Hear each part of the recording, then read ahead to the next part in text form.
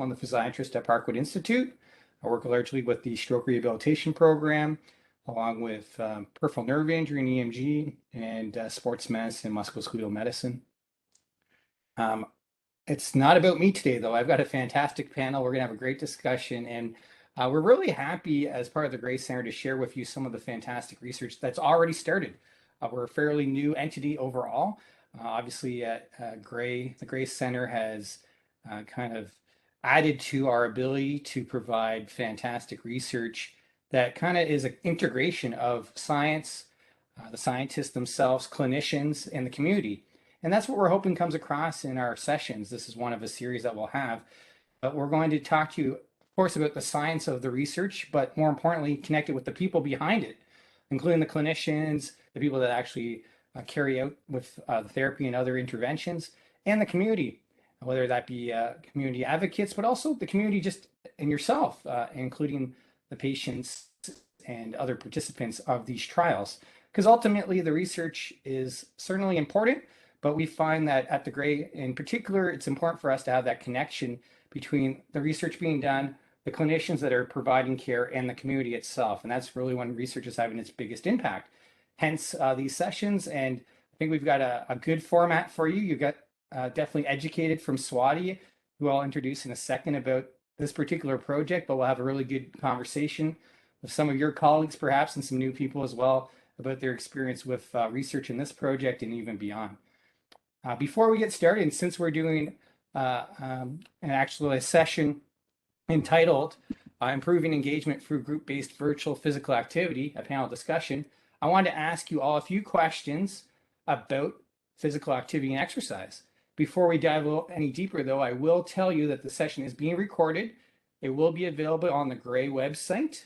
It'll be available through our YouTube channel, through St. Joe's, as well as at Spinal Cord Ontario. There'll be a link afterwards on the session.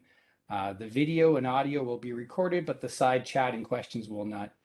We will have an opportunity with the moderated panel discussion for you guys to ask questions.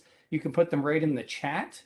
If you want to have that question addressed by a specific person from the panel, you can certainly put their name in the chat as well, and I'll do my best to get through some of those as well. All right, sound good. I'm going to share my screen here, and I'm going to hopefully have an opportunity to show you, to get you guys interacting a bit with us here today as well. So let me just have a quick second. Most people have a phone with them, probably. We're using something called Slido. I hope everyone can see this. But on the screen, you're going to have a question at the top, and there's one of those barcodes on the top left. If you take your phone and put it on the camera function and actually just have it so that it's looking at that barcode, there should be a link that comes up that you can push on. Or you can use your phone and go to slido.com and enter in that number, which is 259938. If you do that right now, and I'll do it myself, we'll start getting answers to that first question that's on the board.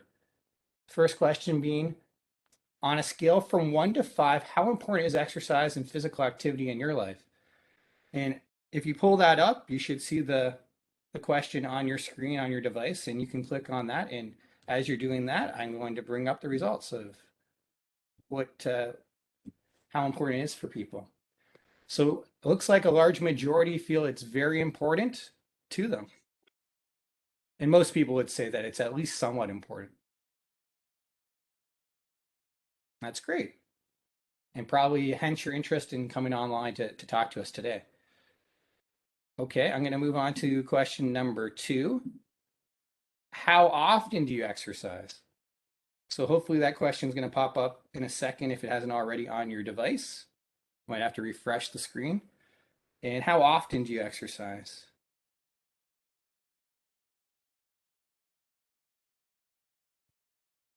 And we've got a few answers coming in. So fantastic. A lot of people are trying to get that daily exercise. A lot of people doing it at least every other day, which is fantastic. The next big question is that we'd like to know is, what are some of the barriers that you experience when you're trying to exercise as often as you'd like? This one's a little different. You can just put in a word. that describes some of the barriers that you face. And as we do that on the board, you'll see those barriers, those things that you enter in will be there. If you find one on the board that you feel is very important, you can actually enter it again yourself, and that will make that word bigger. Obviously, time is a big one for most people. Fatigue, motivation, those are going to be huge, finding time in particular. But some other great ones there as well. Weather, work, access, other responsibilities, kids, energy costs. This is awesome. Keep going. That's fantastic. So obviously, there are quite a few barriers. It's great. That good participation. Now, obviously, one of the unforeseen barriers that probably occurred for a lot of people recently was the pandemic and not having access to their typical exercise programs. And hence, during the pandemic, there were a few innovative ways to try to bring that physical activity and exercise to people. And I think that's what we're going to hear more about with our guest speaker today, as well as our moderated session with our panel. So I'm just going to stop the share. And coming back, I'm just going to introduce Swati, and she's going to probably get her slides ready as I'm talking. I want to, for those that don't know, Swati Mehta, Dr. Swati Mehta, is one of our Gray scientists at Parkwood Institute and Lawson Research Institute. She's an adjunct assistant professor for the Department of Physical Medicine and Rehabilitation at Western and is a registered psychotherapist. She leads the Rehab Psych Lab, which is a research lab to improve activity engagement and overall well-being amongst those undergoing rehabilitation through online programs, including virtual-based physical activity, which we're going to hear about. She's been very successful already. Swati has been a great collaborator with us on a personal level. We've had a few collaborations as well, and she's been successful at receiving over $1 million in research funding already, and already having over 65 peer-reviewed articles and a number of additional national and regional awards for her research already. And I know that she's very excited to tell you more about this current project. Swati? Thanks, Steve. I'm just gonna share my screen.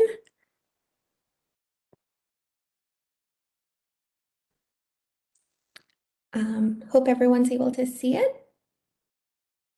See some nodding, but please do let me know if there's any concerns. So I just want to start by saying thanks for giving us the opportunity to present today. I'm going to start by giving a very brief overview of our research study, and then I'm going to hand it over to our panel of experts to hear about their perspectives. So why is it important to improve physical activity amongst those with disability? When we look at the perspectives of those with disability, many state that physical activity is important because it increases their sense of purpose, confidence, and enjoyment with life. Jim McLaren said, "Physical activity allows me to step away from my disability, join a vital life force. In a way, exercise reconnects me with myself. It helps me realize that I'm not limited by my physical body. It helps me recognize a whole inner set of life full of intensity, discipline, and joy." And then when we look at just the literature on the impact of physical activity, we find that studies report that engaging in regular physical activity can result in improved physical and mental health well-being while reducing risks of secondary complications, hospitalizations, and reliance on attendant care. And during the pandemic, a survey examined the effect of reduced access to adaptive exercise equipment and facilities amongst those with disabilities. This resulted in several concerns related to social connectedness, feelings of depression and anxiety, and overall well-being. This really goes to show that even removing access for a short period of time can really have a large impact on an individual's overall well-being. And unfortunately, access to physical activity programs have always been limited for those with disability, even before the pandemic. A study found that only 17% of individuals with disability engaged in some sort of exercise activity per week compared to those with able-bodied individuals. And higher levels of inactivity result in greater levels of chronic illness and secondary physical and psychological concerns amongst those with disabilities. Thus, it's really important to help develop programs that promote physical activity and reduce these inequalities in access. Now, in order to improve access to services, we really need to take a look at some of the factors that may serve as barriers or facilitators to engagement so that we could really inform our program design and access. So some of these factors include individual factors such as motivation to engage in programs, perceived ability, knowledge of physical activity, secondary complications, and physical limitations. Or there's social factors such as, family or friend support, peer engagement, socioeconomic status, or even a sense of community. And then lastly, there's environmental or physical factors such as the existence of safe environments, accessibility of a facility, transportation, and availability of programs. So now that we've had a chance to look at some of those barriers and facilitators, let's take a critical look at what are some of those existing opportunities for engagement and how we can help improve access. So currently, many people have access to fitness programs with adaptive equipment similar to the Parkwood Fitness Center. And then some opportunities are also available to people looking at, adaptive sports activities. And this is really great option for people living in an accessible, larger community because sports and recreational activities have been shown to develop a great sense of community and purpose and can really help to improve adherence rate and engagement rate over the long term. But the problem is most individuals living in remote communities or underserviced areas may not have access to some of these programs. And additionally, transportation could be an issue amongst those living in larger communities. So what are some options for people that cannot attend in-person sessions? Well, one option is through online resources such as adapted exercise videos, which allow participants to engage in physical activities from their own home. Some concerns, though, are related to continued motivation and safety and are often cited as issues with these types of asynchronous programming. Many people feel that they're not confident in their ability to carry out some of these activities on their own, and without having an instructor to monitor their program, there may be some concerns related to fear of injury. During the pandemic, several community organizations have increased their online adaptive exercise programs. This has really allowed many participants to engage in live virtual sessions that allow for greater level of interaction compared to asynchronous programming. However, some barriers still exist with these programs, such as lack of consistent and structured programming. And in many of these programs, even though they're online, they're usually drop-ins and may lack a level of accountability sometimes people need that may have lower levels of motivation. Additionally, these programs may not incorporate strategies such as monitoring or looking at adverse events or modifications based on individual needs. And so for individuals with, health concerns or risk, these programs may not be, meeting the needs of that group. When we look at the literature for existing evidence on online programming, there's limited evidence for long-term effects. Studies report that it's safe and feasible, and high levels of satisfaction were seen. There's evidence that provision of synchronous programs result in greater levels of adherence compared to asynchronous programs. And studies have found that key components of long-term engagement is a development of social networks and programs that foster group-based strategies.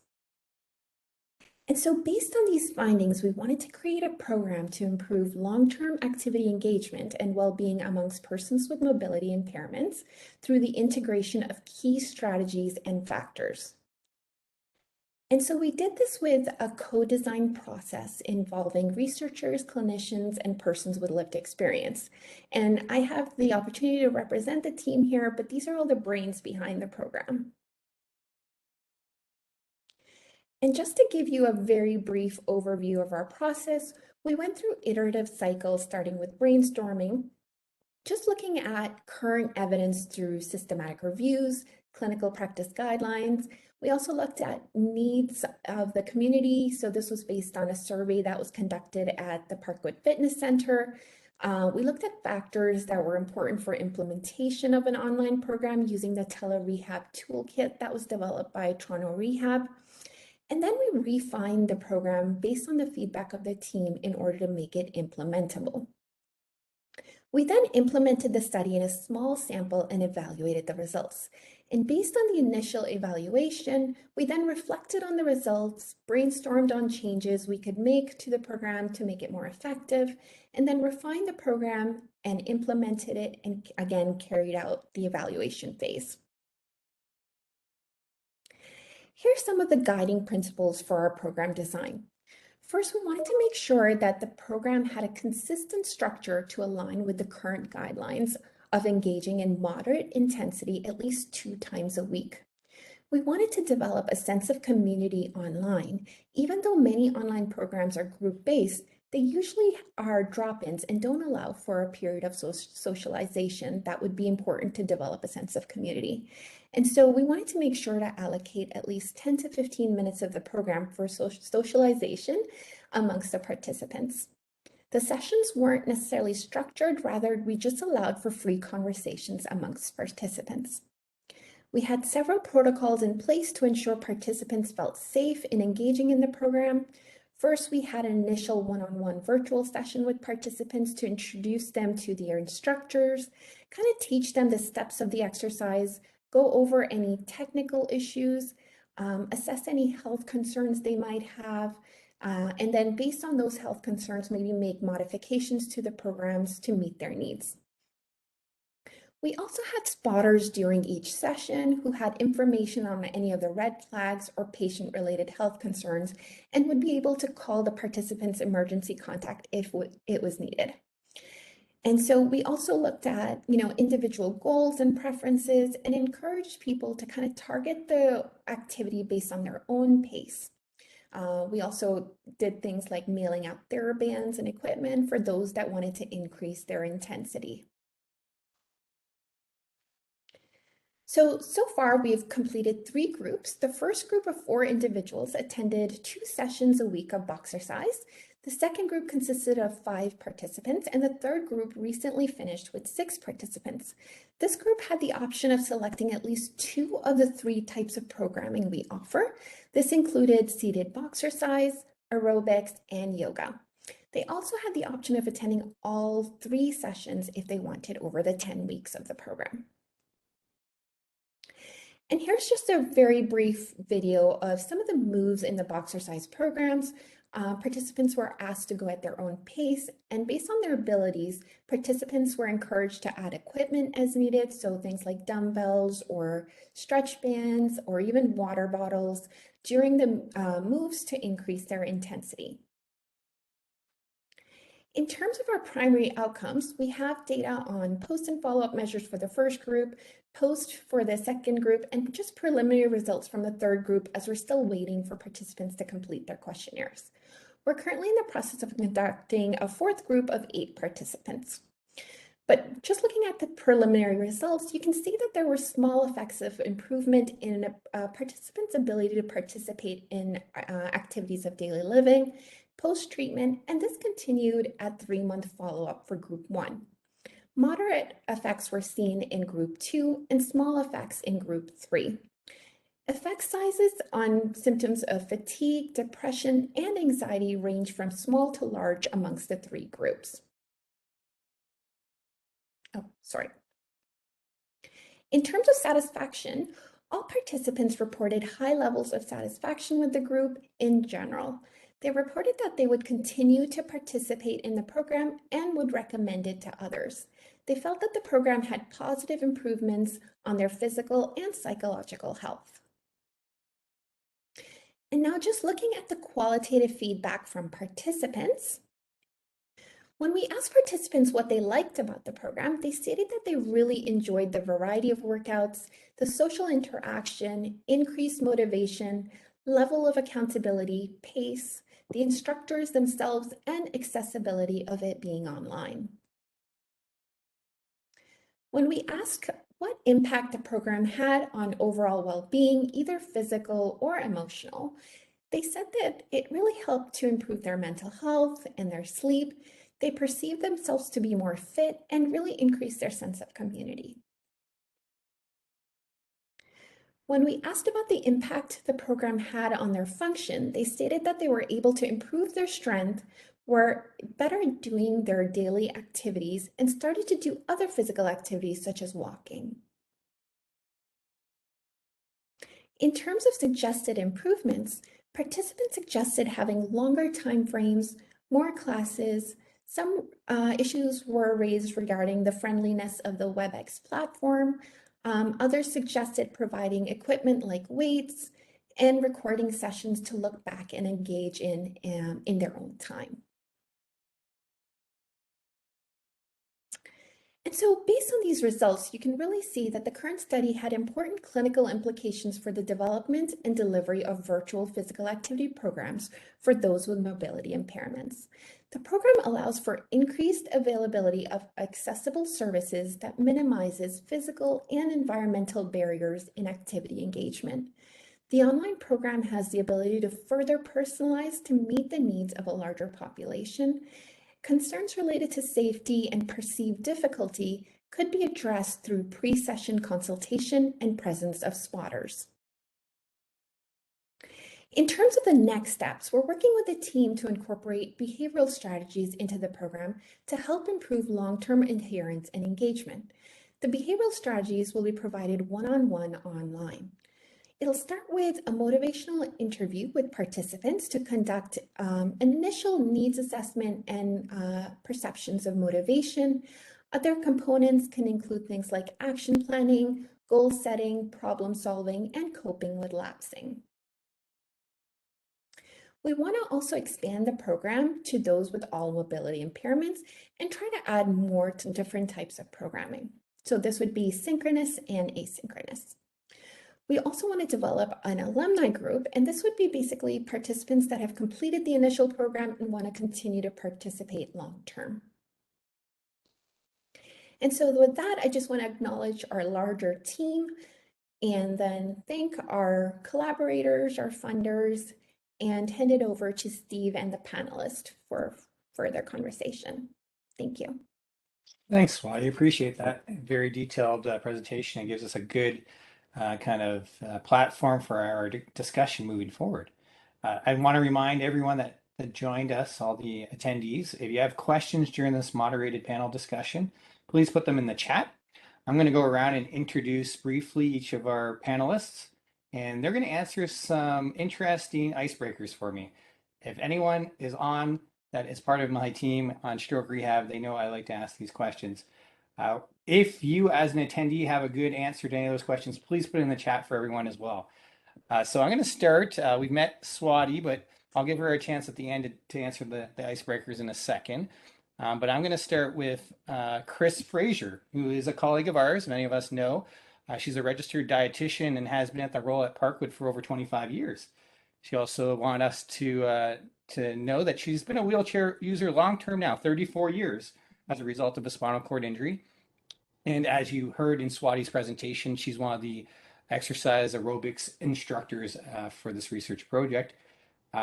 My question for you, Chris, as well as the other panelists, since it's lunchtime and many of you in attendance are probably eating right now, I want to know what Chris's favorite lunchtime meal would be, whether she's a morning person or a night owl. And was there any other hobbies or hidden talents that you discovered during the pandemic that maybe you dedicated more time to because of the time you had away from other things? Well, forget the fact that I'm a registered dietitian when I say that I'm not a big lunch eater. But if I'm grabbing something quick on the go, it'll usually be like Greek yogurt with walnuts or blueberries or something.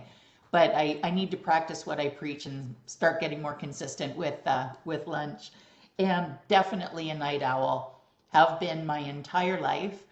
And during the pandemic, what I learned to do and love to do is just make music playlists. And I can't sit still when I'm listening to music. So it's sort of an added bonus. Added physical activity. Perfect. We'll hear more from Chris in a minute. Next, I want to introduce Phil Ranney. Phil is one of our community members and a participant in the program. A couple of things that Phil wanted to bring to our attention is that he's been married for 35 years to his best friend Jean. He's a father and a grandfather, and they live in Brantford, Ontario. He also has a best companion, which is his Labrador Retriever. Is it Rutger? Rutger, yes. Yes, excellent. Phil, do you have any answers to those questions that I provide? Nighthawk. I've learned to be a nighthawk. I guess that's something I never was before, but over the last number of years, I've become a nighthawk, and trying to reverse that a little bit at my wife's request. She wants me up earlier in the morning, so I'm not a morning person as such anymore. For lunch, fruit, leftovers. Sometimes I usually skip lunch. Been trying to lose weight, so it's one of those things that I figured one less meal will help. So Okay, been working. So there you go. Thanks, Phil. thank you. I got Stephanie Morocco as well. A lot of us around Parkwood will know Stephanie from her many years of being a research coordinator, but she's currently also a PhD candidate for the Health and Rehabilitation Sciences program at Western University. Stephanie, you can tell us a bit more about your involvement in this project and also your answer to those questions. Sure, thank you. So yeah, my main role for this project is largely the coordination kind of within our team and within participants. So helping with the pre-session interviews and scheduling the sessions themselves and helping with the coordination of the experiential learning students who give us a hand, as well as helping with the program development. And then for lunch, whatever's in the fridge from the night before, leftovers are the easiest thing to grab for sure. Um, I don't know if I'm a night owl or a morning person. I'm certainly not a morning person. I'd say most productivity is like late afternoon. And then for pandemic activities, I had a baby just before the pandemic hit, so that's taken up a lot of time. Yeah. But we definitely have gotten into gardening a little bit more. Awesome. Thanks, Stephanie. Thanks. I'd like to introduce Sheila Casemore next. Sheila's joined us as the Director of Client Services in Spinal Cord Injury Ontario. Welcome, Sheila. Any answers to those questions or others that you want to tell us? Sure, sure. So my favorite lunch is a peanut butter sandwich. Yeah. I love peanut butter. I'm actually vegan, so that's perfect. Add a banana in there, that works well too. In terms of what I've started doing, I've actually started cooking more. So I've really enjoyed that during the pandemic. And I wanted to slip in another question just because I'd had a suggestion. So I wanted to give you my favorite movie quote. I'm a huge fan of The Breakfast Club, and those who are a bit older, like myself, I've seen that film so many times. My favorite quote is, "Does Barry Manilow know that you raid his wardrobe?" I just think that's an amazing quote. I love that movie, so I wanted to add that in. Thanks, Sheila. And Swati, did I give you enough time to think about your answers to those questions? Yeah, I'm glad Sheila brought up peanut butter sandwich. For me, that's my go-to dessert or comfort food, but I would add, jelly to it and just microwave it for 10 minutes so it's gooey. And in terms of the pandemic, I've really gotten into being an avid bird watcher, and that's something that I know I'm starting to learn a little bit more about. So yeah. That's excellent. Thanks, everyone. So now that we know the panelists a little bit more, I'm going to just remind the crowd that if you have questions, you can put them in the chat, or if you want to share your favorite lunch or anything else about yourself, you can put that in the chat as well. I'm going to start with a few questions, and maybe Chris, do you mind if I ask you the first question? I understand from talking to you, obviously you've been involved in exercise for those in wheelchairs and who have suffered spinal cord injury for a long time. You kind of had this idea maybe even before the pandemic. Can you talk about that and how that came about and perhaps what your vision for this beyond the pandemic would be as far as online sessions? Sure. So the program that had the privilege of being the seated aerobics instructor for was about 10 years ago. It was the OPAN project, Online Physical Activity and Nutrition Project, and it was basically doing what we're doing now, but differently. But it was providing virtual seated aerobic activity. I think it was 2 or 3 times a week we ran the class, and people tuned in virtually. And at that time, it was to try to meet the needs, obviously, no global pandemic at that time, but trying to meet the needs of people who either didn't live in London, couldn't get into the fitness center. The fitness center ran waiting lists. People were geographically isolated. They didn't have transportation. If they needed somebody to accompany them to the gym, they might not have had that person at the time that the gym was open, etc. So we did our pilot 10 years ago or so in order to try to meet those needs. And fast forward now, those needs are still out there that we need to meet, exacerbated by the pandemic. And so it's just been super cool to be involved in this.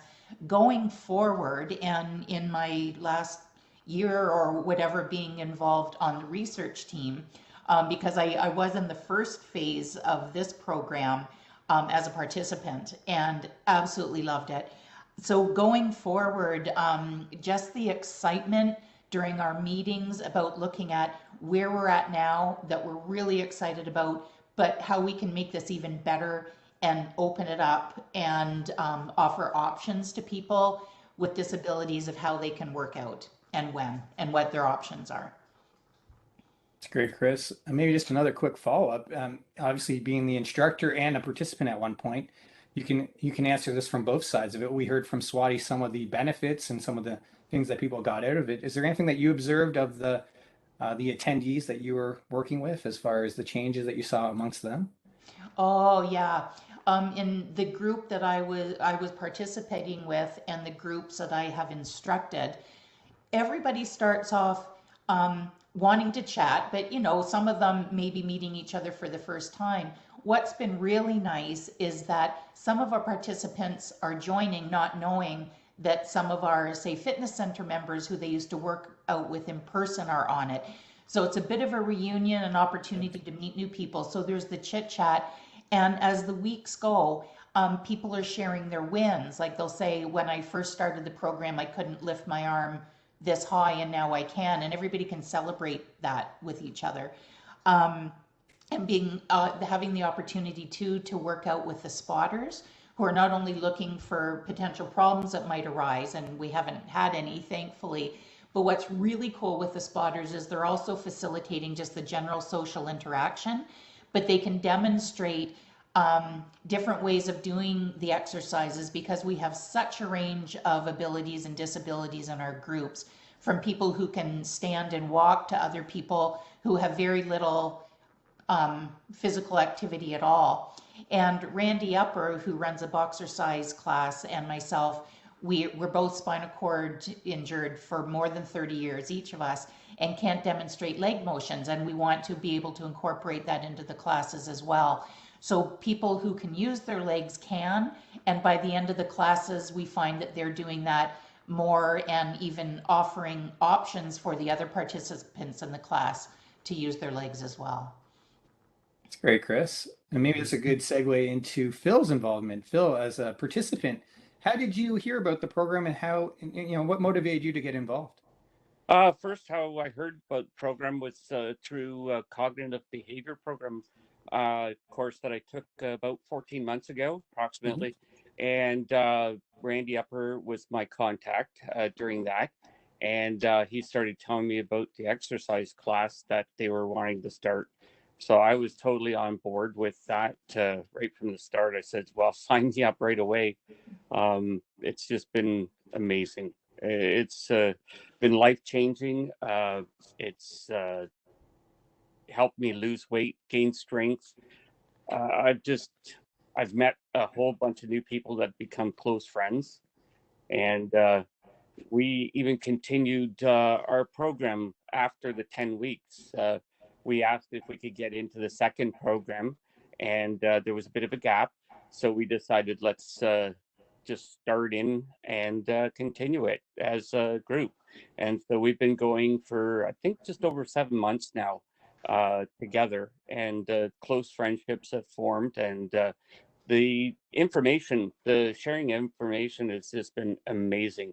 And I'm going to give a shout out to our instructors, to Randy and to Rebecca and to Chris. They are amazing. They're absolutely motivating. I have gone from no weights to 1 pound weights to 2 pound weights now throughout my workouts, and I've lost 19 pounds. I've tried unsuccessfully for quite a few years, being in a wheelchair, to lose that weight. Couldn't get it off ever. I started this program and I've lost 19 pounds as of today. So I'm Congratulations, Phil. thank Yeah, you. that's great to hear that you're taking it beyond just the project and continuing that exercise. Yeah, Uh, it's amazing. a follow-up question for me, but also Uh-huh. Fabian had a question Yeah. from our chat. Were there any technical difficulties or barriers that you faced in participating The in the trial? only drawback has been the WebEx program. It's not been the easiest at times to connect in. That would be the only drawback to it. So a new program would be amazing, to have a different program for accessibility. Even we had troubles getting online on Monday for boxercise, and so it was took about 10 more minutes to get online. But other than that, there's been nothing. It's been just fantastic, and especially from home, not having to go out to get in the van to drive somewhere and try to find a parking spot. It's just been fantastic that way.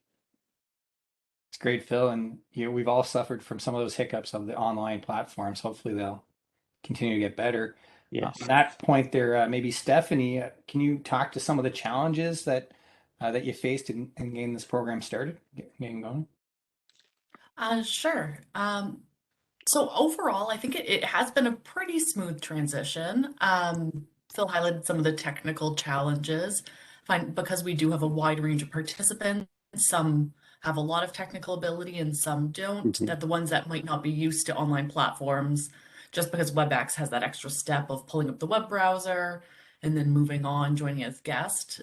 We sometimes lose participants in there, so we just need to troubleshoot a little bit.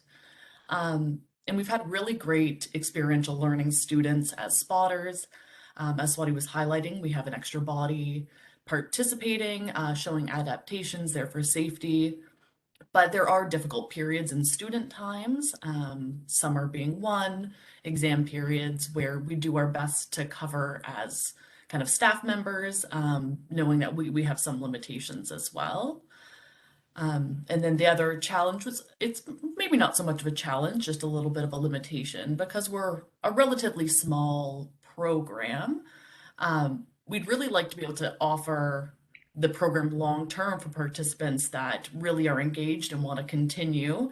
As Phil was highlighting, they kept going on their own until they were able to get into this latest group.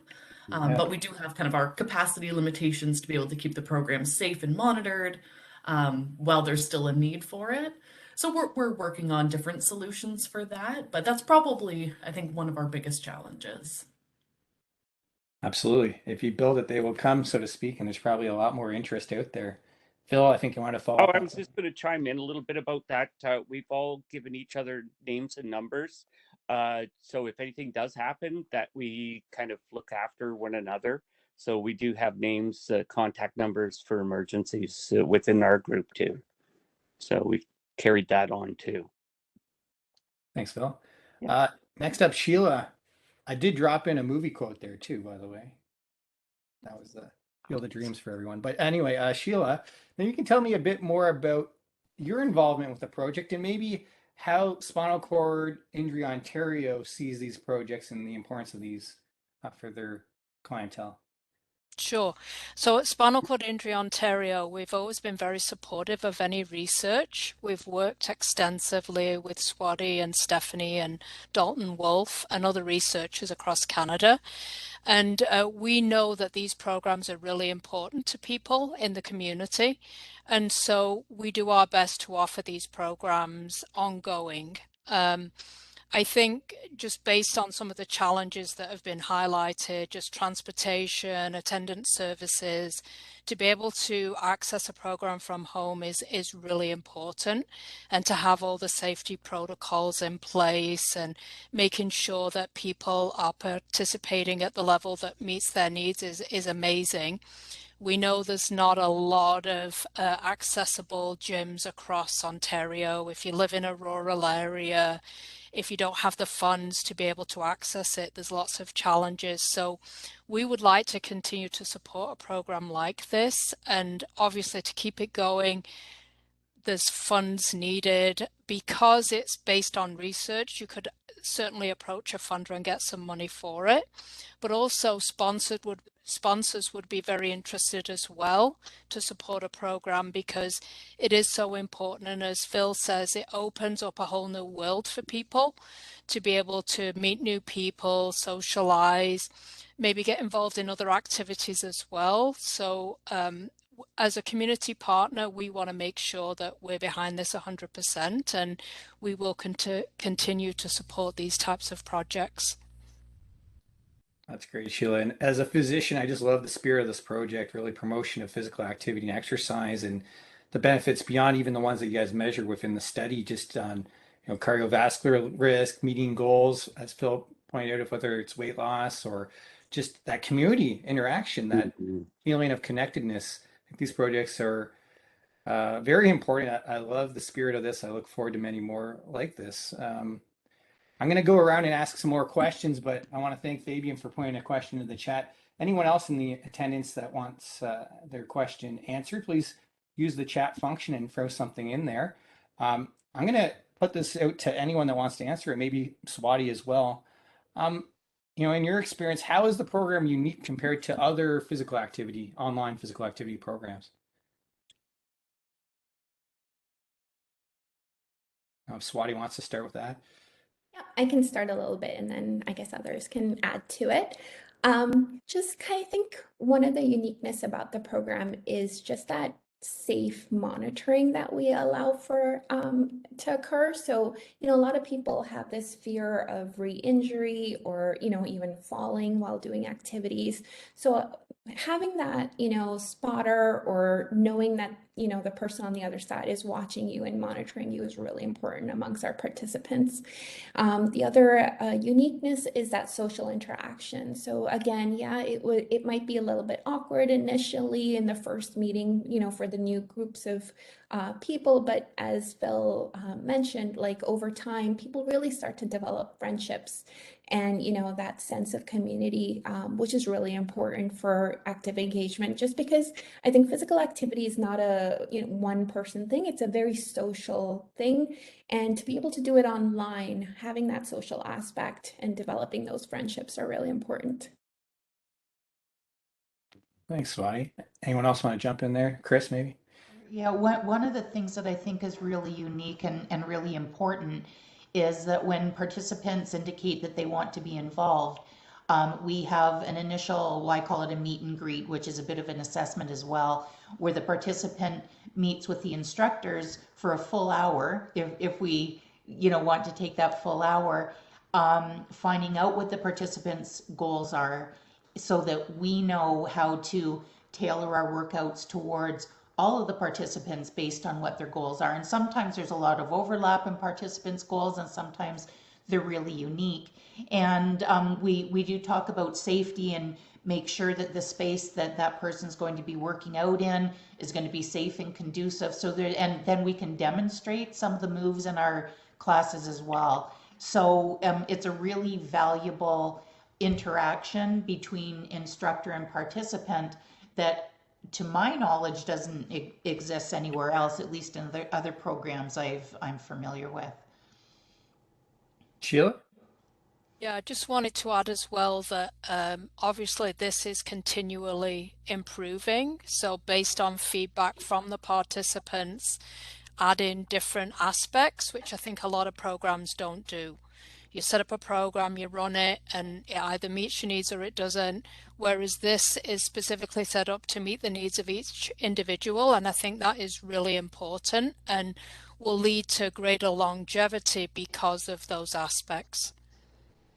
That's a key point there, Sheila. It's kind of that when that feedback drives the program to improve, that's key to sustainability for sure. We do have some questions, and these can be open to any of the panelists. It looks like Nadia had stated, where were the spotters located during the sessions? Oh, sorry, you go ahead. Go ahead, Chris. Uh, so the spotters, basically they're in their homes like the rest of us, or if they're up at Western, they're in a space at Western, and they're on virtually as well. So they're just tuning in virtually like the rest of us are. And they do have the emergency contact numbers, and they can see all of the participants at the same time to keep an eye on, but also the participants can see the spotters for the movements that they're making adaptations for. Just on that point, were the spotters, were they students? And they were provided some education in regards to what they were looking for? So all the spotters were fourth year, this time around, fourth year rehabilitation science students, working with myself and Dalton and team on the experiential learning program. So the program does have a lot of students, and we took a kind of a subset for this. And we go over kind of safe things to look for. I think they had a orientation with well, Randy and Chris about the different movements for their class. And we met with them separately to kind of brainstorm about how to incorporate different lower extremity movements as well. And there are, in the previous years, been some clinical kin students involved. Okay. Great. Vanessa had a question. How are your family or friends able to support you in accessing this online program? Could be to anyone, maybe Phil or. Yeah, I've got a lot of encouragement from my wife and my children, and other family members are thrilled to support me in this, and we're very encouraging to get me to participate in the program, and that's a big joy for me is to have that back, getting that kind of support from them.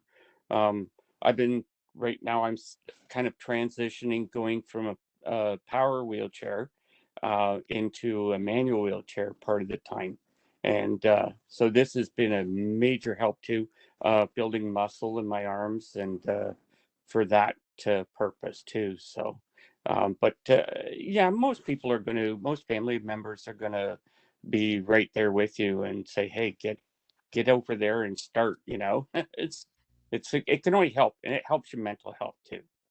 And I'm sure you also motivate them to get involved if yeah, my wife does it on the sides too, behind me, or sits in the background and does the workout too. Now she's retired, so it works out really good for her yeah, to that's enjoy it. That's right. I mean, you're that's the reach beyond just the clientele, beyond the participants. So hopefully has positive impacts on the whole family unit. Great. Fabian, I believe, had another question. How did you measure exertion levels during exercises? I don't know if that's for Swati or Steph or Chris or. Yep. Sure. Sorry, go ahead. Oh, sure. I was just going to mention, I think during the exercise sessions, it's more informal, kind of checking in, how's everyone feeling? But weekly, they get sent a rate of perceived exertion scale. Like a modified Borg or something? Yeah, exactly. So they all respond to, and then that way they have the ability to report any adverse events in that same form as well, that they get I believe, Swati, you could correct me if I'm wrong, but at the end of every week. Yeah, every Friday. Okay. Has that feedback that you're collecting during a session altered that particular participant's participation? Have you looked at those exertions and had to tell patients to, or tell the instructor to modify or change the program at this point, or? I don't think so too much. I think I remember Randy telling us that, sometimes people might feel a little bit exerted, especially in the beginning because they're just starting to get the exercise going, but over time they start to feel less fatigue and participating at a higher intensity. But, Randy, or I guess the other clinicians will kind of base the next week's sessions on that feedback. Right.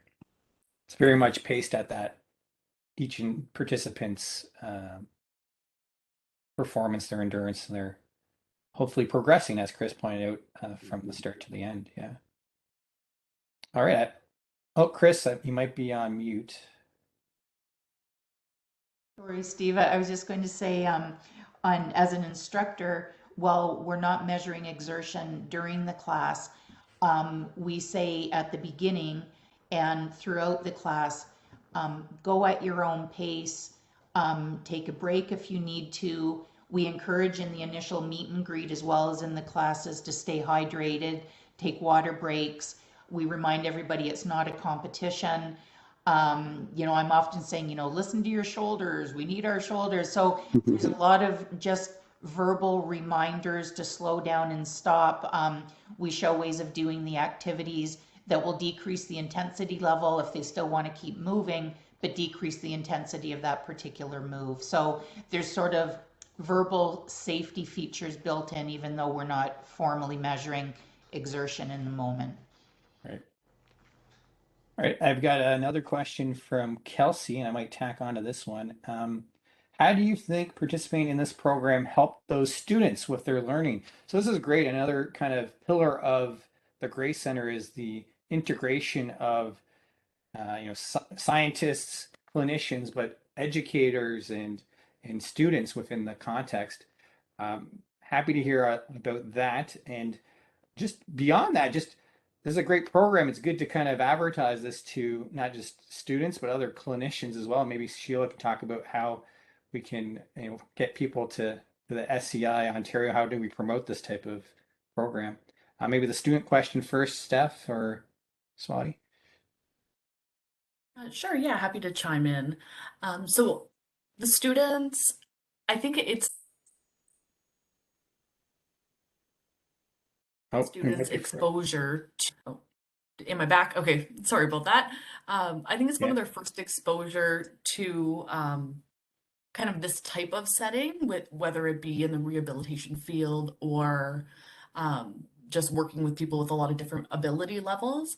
So I think there is a lot of learning, and we've had the students are all from the School of Health Studies or from kinesiology, and they've been so great with having some pre-existing knowledge about what they want to do and a little bit about the rehabilitation field and kind of diving in. And then we're really hoping to kind of build upon that program as well to help support this type of thing. I don't know, Chris, I don't know if you can speak to the changes you might have noticed from beginning of term to current with the students and their confidence levels with kind of jumping in. Oh, absolutely. Well, in terms of being spotters, I think there was a little bit of, I don't want to say apprehension, I don't think that's the right word, but just sort of confidence. First of all, being in the group with a group of people with such a wide ranging ability levels and just participating. I think, anybody sometimes has a little bit of discomfort in exercising in a group, and also when you're there as part of the team. But now so the students have some of their favorite ones, and they sign up to be spotters in the groups because they really enjoy them.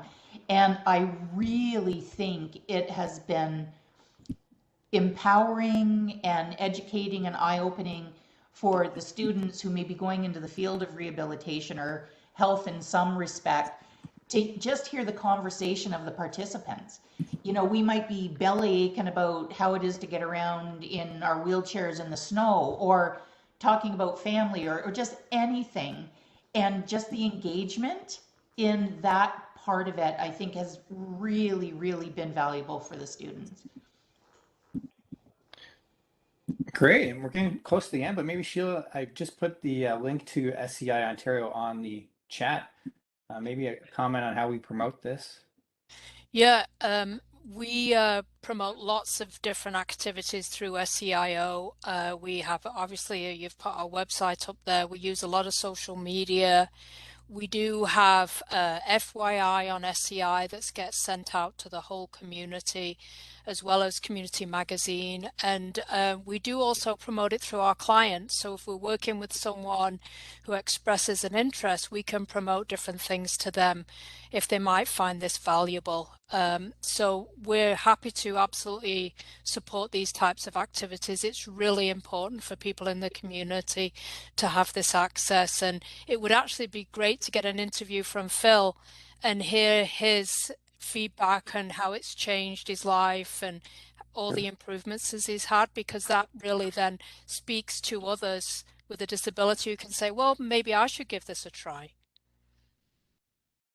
Thanks, Sheila. I think we're going to wrap it up. I know, Fabian, you had another question about exertional levels, and maybe I'll connect you with Stephanie and Chris via email to get that answer to you as well. Daniel wanted to know my favorite lunch. I'll go with a BLT, a nice soup and a salad. And yeah, I just want to thank the panelists all again, and just a round of applause to everybody. Thanks, Phil, Chris, Swati, Sheila, Stephanie, and thank you behind the scenes, Vanessa, for helping set this up, and Kelsey as well. Jeff Lyler couldn't be here today, but he was also part of the planning of this meeting. I had a great talk. I wish I had another hour to chat with everyone because this is a great project. I'm sure everyone on the panel would probably be happy to hear from you via email or otherwise if you have additional questions. Thanks for spending your lunch with us, and take care. Thank you. Thank you. Thanks for having me. Thanks, everyone.